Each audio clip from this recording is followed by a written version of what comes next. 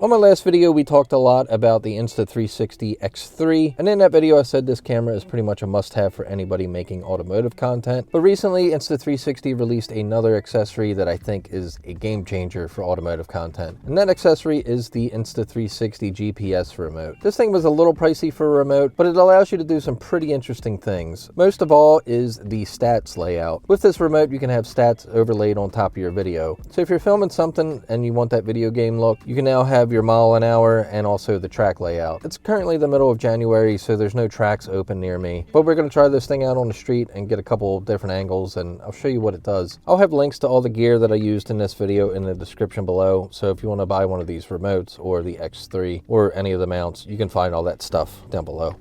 If you use my promo link below, you get a free selfie stick when you purchase an Insta360 X3, and you can also potentially save on cameras and accessories, so be sure to click the links below. But yeah, let's jump into it. When you get the Insta360 GPS action remote, it comes with the remote and a few accessories. It also comes with instructions, but we don't read those. You also get two wristbands. I think one is for your wrist and one is an extension if you have a really big wrist. And then you get the remote. The remote is pretty small and lightweight. It's made out of plastic. The record button on it is big enough that it's easy to hit, and it's pretty easy to use also. I really feel like the Insta360 X3 and the GPS remote are pretty much meant to be. Besides having the really awesome overlays, one of the best features is that you can trigger this while you're inside of the vehicle. Usually when you go to a track day, you're sitting in line and you can't really get out of the car to press record. It would wind up clogging up the line, plus it's dangerous. The track officials might even kick you out because you're being inconsiderate. So with the old Insta360 1X and not having this GPS remote at the time, the only option was to hit record before you even got in line, which meant that your battery would die quicker and your memory card would fill up a lot faster also. But with this, you can be sitting in line and then press record before you go, and then you don't have to worry about eating up all your memory, and you can also save your battery quite a bit.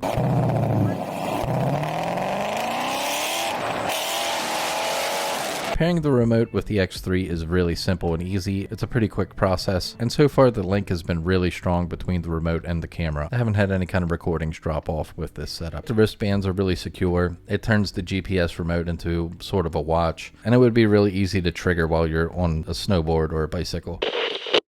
I've shown this setup a couple times, but for the outside stuff we're going to be using the Delkin Triple Gecko suction cup mount. This thing's pretty sturdy once you get everything tight, but I do recommend running a second point of contact. This is one of the Spider Crab arms by iFootage, and then I got a couple clamps from Small Rig. Small Rig also makes a pretty nice friction arm. And then we got the Insta360 selfie stick, and then the Insta360 on the end of that selfie stick. This is going to allow for a nice video game look, and with the GPS remote we can get the stats, and it'll look even more like a video game, which will be kind of cool, I think. Once it's paired, you might want to do a little test just to make sure it's recording.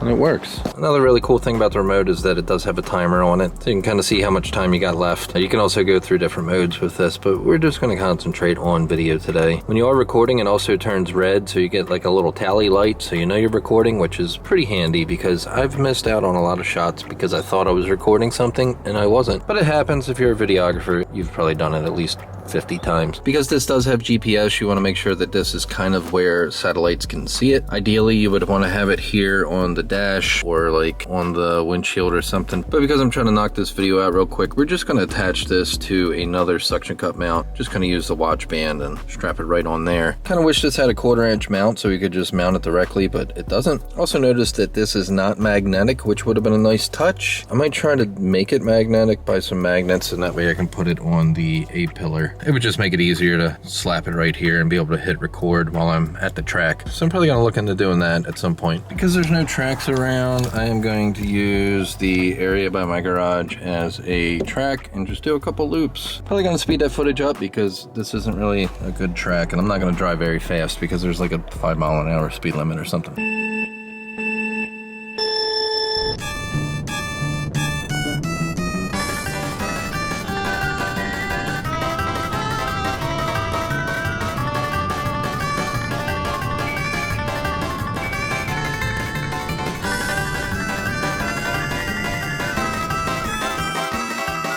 Let's take it on the highway now. Yeah, it's loud in here.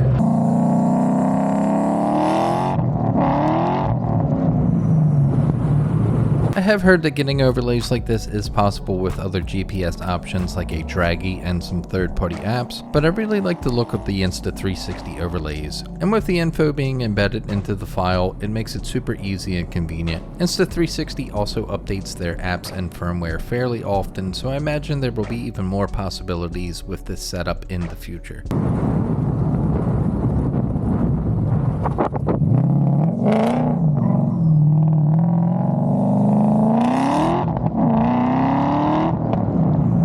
With the GPS remote, you can start recording, and you can also swap between modes. But you can also put the camera in standby. There's also a hard shutdown, but once the camera is off completely, you will have to restart the camera manually and then pair the remote back to the camera. It's not necessarily a downside, but it's just something to keep in mind. To edit the video files with the stats overlays, just open the files in the Insta360 app, and you can individually add the speed in miles an hour or kilometers an hour, the elevation, the direction, the total distance, the slope, and the route. All of this can also be added to vertical format as well. I've only had the remote for a couple weeks now, and I really think that this is going to make all my content look pretty awesome as far as track stuff. Like I said earlier, I'll have links to all the gear in the description. That's it for the video. Have a fantastic day. Thanks for watching and hanging out with me, and please like and subscribe if you feel like it, and have a great day.